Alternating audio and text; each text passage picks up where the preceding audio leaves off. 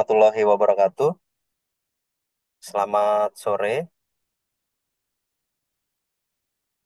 Pada kesempatan kali ini, kami dari kelompok satu akan presentasi materi perkuliahan sebagai syarat UTS mata kuliah Rekayasa Lalu Lintas dengan dosen pengampu Ibu Agustina Wardani, Sarjana Teknik, Master Teknik. Selanjutnya,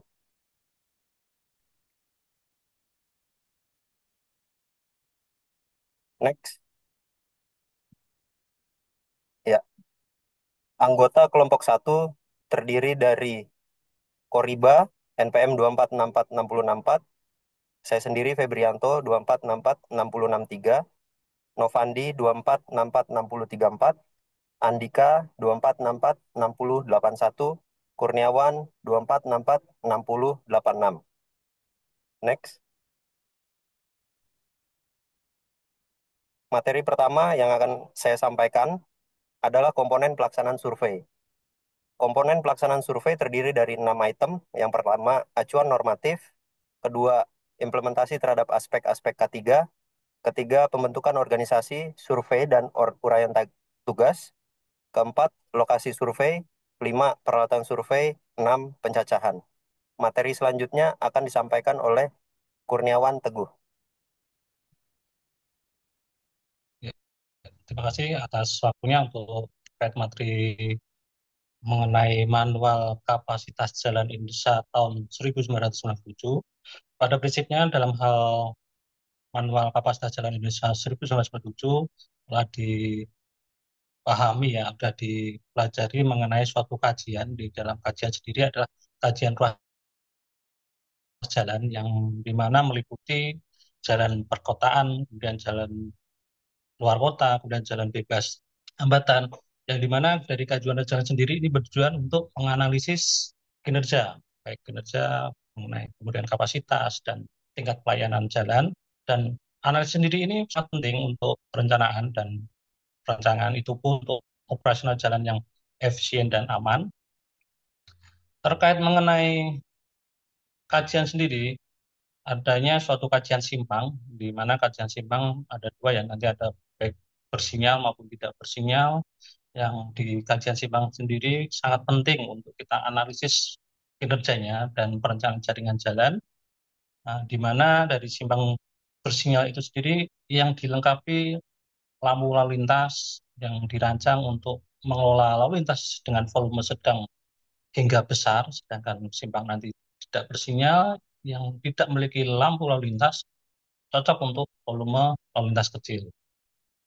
Kemudian yang terkait mengenai jenis jalan ya, artinya jenis jalan ini kita bisa klasifikasikan berdasarkan beberapa faktor, yang di mana yang pertama termasuk di sini adalah jumlah jalurnya, garis RW-nya, kemudian jumlah lajurnya, dannya, kemudian jumlah arahnya, di mana jumlah jalur ini menunjukkan beberapa banyak badan jalan yang dipisahkan oleh medan selain pembatas tengah, dan jumlah lajur pun menunjukkan berapa banyak ini jalur lalu lintas yang tersedia di setiap jalur tersebut. Kemudian dari jumlah arah pun menunjukkan apakah jalan itu tersebut memiliki lalu lintas dua arah atau berlawanan atau hanya satu arah. Dalam hal di sini MKJI 997 membagi jenis jalan perkotaan yang berdasarkan lebih ada lima ya, artinya di sini yang pertama jalur selain jalan ya, jalan dua lajur dua arah tak terbagi, di mana jalan dengan dua lajur untuk setiap arah lalu lintas tanpa adanya suatu misah fisik atau skema di antara arah yang berlawanan. Kemudian ada yang kedua adalah jalan empat lajur dua arah yang tak terbagi, di sini jalan dengan empat lajur, dua lajur untuk setiap arah lalu lintas tanpa adanya pemisah fisik antara arah yang berlawanan. Ketiga adalah jalan empat lajur dua arah terbagi, yang dimana jalan ini dengan empat lajur, dua lajur untuk setiap arahnya yang memang dipisahkan oleh suatu media atau jumlah fisik. Keempat, di sini adalah jalan enam lajur dua arah terbagi, di mana jalan dengan enam lajur ini tiga lajur untuk setiap arah yang dipisahkan oleh suatu median. Dan yang terakhir adalah jalan satu hingga tiga lajur satu arah, yaitu di sini adalah jalan dengan satu, dua atau tiga lajur yang digunakan untuk satu arah lalu lintas, misalkan untuk jalan tol. Next. untuk slide next-nya.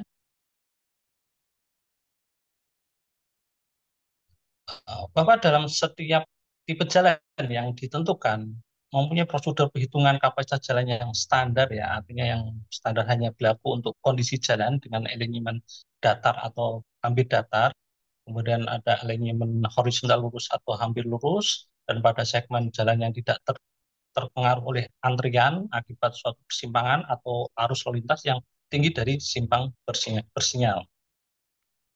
Di dalam MCK sendiri mendirikan ruas jalan yang sebagaimana berdasarkan segmen jalan yang terletak di antara dua simpang, baik yang bersinyal maupun yang tidak bersinyal, dan tidak dipengaruhi oleh simpang tersebut.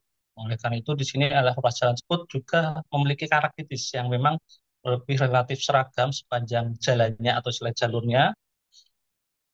Kemudian terkait karakteristik jalan yang memengaruhi kapasitas dan kinerja jalan yang dibebani oleh lalu lintas di sini meliputi ada 5, yaitu pertama mulai geometri jalan, di mana tipe jalan, lebar jalur lalu lintas, curve, bahu, median, alignment jalan, kemudian komposisi arus dan pemisahan arah, kemudian yang mengenai pengaturan lalu lintas, kemudian adanya aktivitas samping jalan, istilah hambatan samping, serta perilaku pengemudi dan populasi kendaraan.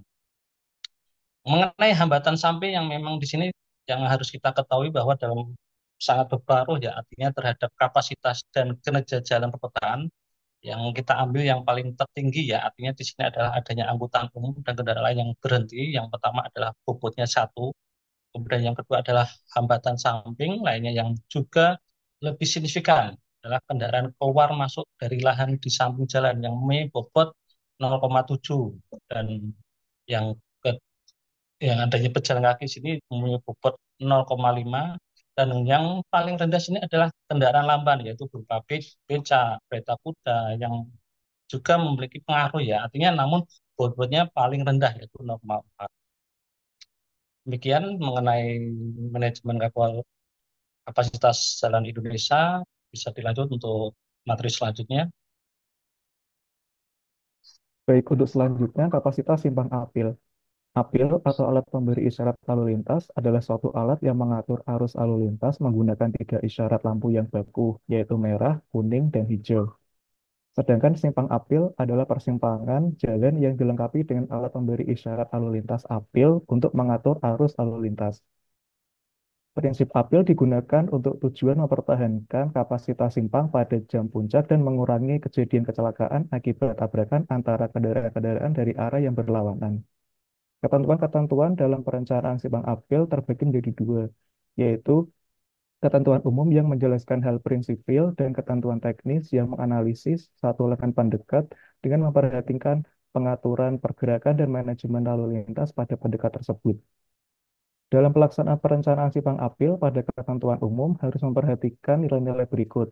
Satu, memiliki nilai yang paling ekonomis. Dua, memiliki kinerja lalu lintas yang optimum. Dan tiga, mempertimbangkan dampaknya terhadap lingkungan. Selain itu, perlu juga mempertimbangkan perhitungan tingkat penggunaan jalan atau lalu lintas harian rata-rata tahunan. Proses dalam menentukan waktu isyarat terdapat tipe pendekat, lebar efektif, arus jenuh dasar, faktor penyesuaian, rasio arus atau arus jenuh, serta waktu siklus dan waktu hijau. Selanjutnya, data-data masukan lalu lintas pada ketentuan teknis didasarkan pada kepentingan analisis yang berupa desain, evaluasi, atau untuk peningkatan. Untuk desain diperlukan arus jam desain atau QJD yang merupakan perkalian dari lalu lintas harian rata-rata tahunan atau LHRT dengan faktor K dalam satuan kendaraan per jam. Nilai faktor K untuk perkotaan dapat menggunakan nilai 8-12%. Kinerja simpang apil dapat diketahui melalui perhitungan sebagai berikut. Satu, panjang antrian, di mana PA sebagai fungsi dari jumlah antrian atau NQ dengan luasan geometrik mendekat. Dua, jumlah antrian rata-rata atau NQ, yang merupakan jumlah kendaraan yang tersisa dari fase NQ1 ditambah dengan jumlah kendaraan yang datang mengantri pada saat isyarat merah atau NQ2. Tiga, rasio kendaraan terhenti atau RKH. Empat, jumlah rata-rata kendaraan terhenti atau NH. Dan 5, tundaan atau T, yang merupakan jumlah dari tundaan yang disebabkan interaksi lalu lintas dengan lalu lintas yang berlawanan atau TL, dan tundaan yang terjadi saat terdapat penurunan kecepatan akibat geometrik simpang atau TG. Baik, selanjutnya kapasitas simpang. Menurut PKJI 2014, kapasitas simpang adalah arus lalu lintas total maksimum yang masuk ke simpang yang dapat dipertahankan selama waktu paling sedikit 1 jam dalam kondisi cuaca dan geometrik yang ada pada saat itu dalam satuan kendaraan per jam atau satuan kendaraan ringan per jam. Tujuan dari analisis kapasitas ini adalah untuk memperkirakan kapasitas dan kinerja lalu lintas pada kondisi tertentu terkait desain atau existing geometri. Nah, analisis kapasitas simpang memperhitungkan pengaruh kondisi arus lalu lintas, geometri, dan lingkungan berdasarkan atas data empiris, di mana kriteria desain atau pemilihan tipe simpang dapat didasarkan dari 6 kriteria. Yang pertama ada LHRT atau lalu lintas harian rata-rata tahun. Lalu yang kedua ada faktor K atau faktor jam perencana. Lalu yang ketiga ada DC, di mana nilainya kurang dari atau sama dengan 0,8. Yang keempat ada T atau tundaan terkecil. Yang kelima ada persyaratan teknis geometri simpang.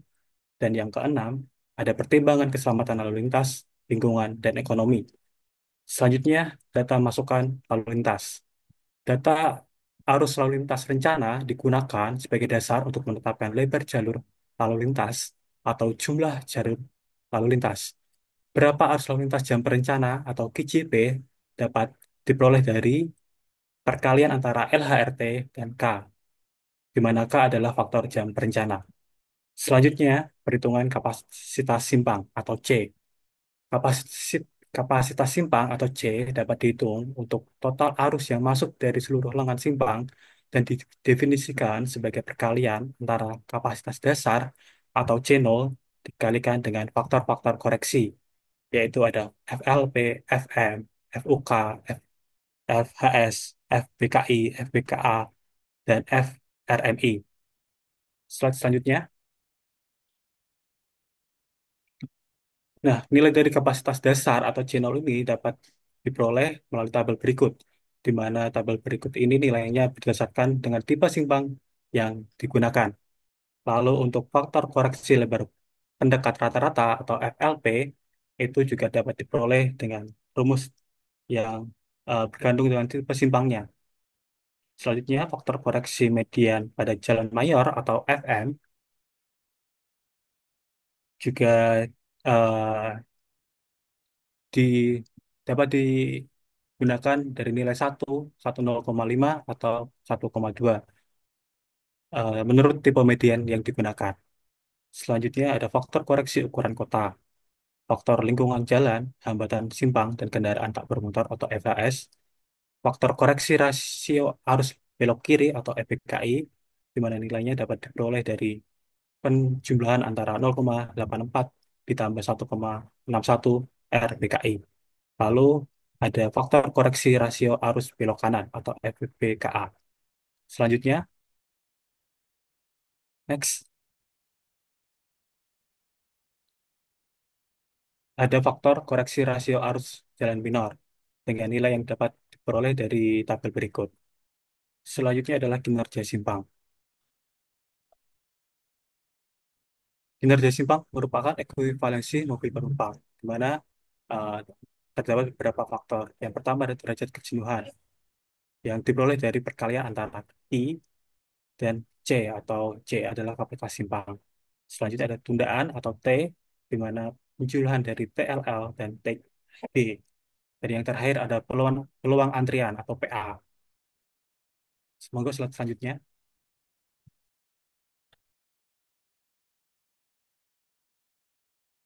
Baik, selanjutnya kapasitas bagian jalinan, konsep dasar dan perencanaan. Mungkin kita pernah merasa bingung di bundaran yang ramai, kendaraan terbagi berbagai arah, dan kita tidak yakin siapa yang harus jalan terlebih dahulu ya. Semua itu berkaitan dengan bagian jalinan jalan, yaitu area di mana kendaraan dari berbagai arah, saling temu, dan berbaur. Ada dua tipe jalinan. Yang pertama yaitu jalinan tunggal, yang biasanya ada di simpang biasa. Kemudian jalinan majemuk, contohnya adalah bundaran, tempat berbagai arus, lalu lintas bertemu dan berputar. Menariknya aturan lalu lintas di Indonesia menggunakan prinsip mendahulukan kendaraan dari kiri, berbeda dengan kebanyakan negara Eropa yang mendahulukan kendaraan dari kanan. Ini penting dipahami karena akan mempengaruhi pola aliran kendaraan di simpang atau bundaran. Dalam perencanaan bundaran, kita tidak cuma memikirkan soal estetikanya, tetapi mempertimbangkan lebar dan panjang jalinan, radius bundaran, dan tanaman atau objek di tengah pulau. Radius yang terlalu besar bisa membuat kendaraan terlalu cepat, membahayakan pejalan kaki.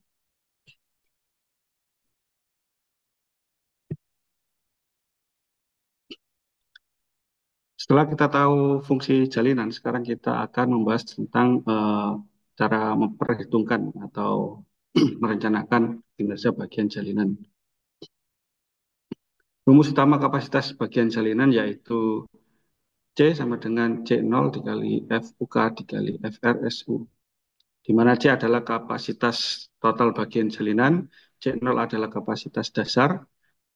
Ini dihitung dari bentuk geometri jalan seperti lebar jalinan WW, panjang jalinan LW, dan rasio lebar masuk rata-rata WE per WW.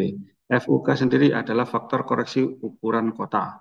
FRSU adalah faktor koreksi lingkungan. Eh, Setelah kapasitasnya kita tahu, kita ukur kinerjanya menggunakan derajat kejenuhan yaitu atau DJ dengan rumus DC sama dengan Q per C, di mana Q adalah arus kendaraan dalam SW per jam. Kalau DC mendekati 1, artinya jalan sudah sangat padat dan butuh solusi segera. Kemudian untuk tundaan atau delay menggunakan rumus TLL plus TG, di mana TLL adalah tundaan lalu lintas akibat interaksi kendaraan, TG adalah tundaan geometrik.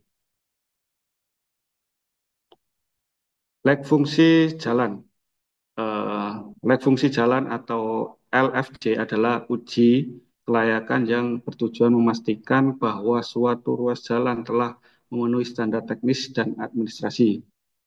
Ini bukan hanya soal konstruksi fisik, tetapi juga soal bagaimana jalan itu mampu menjamin keselamatan dan kenyamanan pengguna.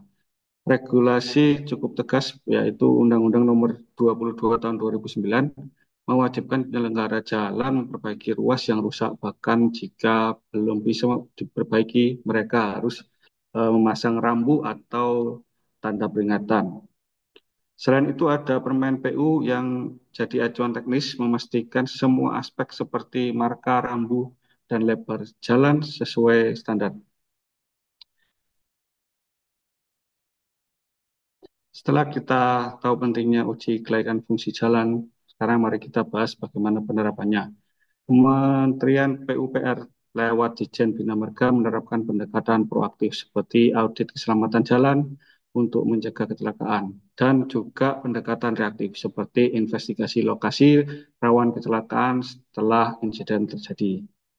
Ada konsep self-explaining road, yaitu jalan yang berbicara sendiri, pengguna lewat marka dan desain visual yang intuitif. Lalu ada self-enforcing road yang secara otomatis menumbuhkan kepatuhan tanpa perlu polisi hadir. Dan terakhir, forgiving road, yaitu jalan yang memaafkan kesalahan pengemudi agar dampaknya tidak fatal. Contohnya bisa dilihat di proyek jembatan Yerusa di Bali, jalan yang semula rawan kecelakaan karena tikungan tajam diperbaiki jadi jalan lurus yang lebih aman. Baik, demikian presentasi untuk UTS mata kuliah rekayasa lalu lintas dari kelompok 1. Saya akhiri. Wassalamualaikum warahmatullahi wabarakatuh. Waalaikumsalam warahmatullahi wabarakatuh. Warahmatullahi wabarakatuh.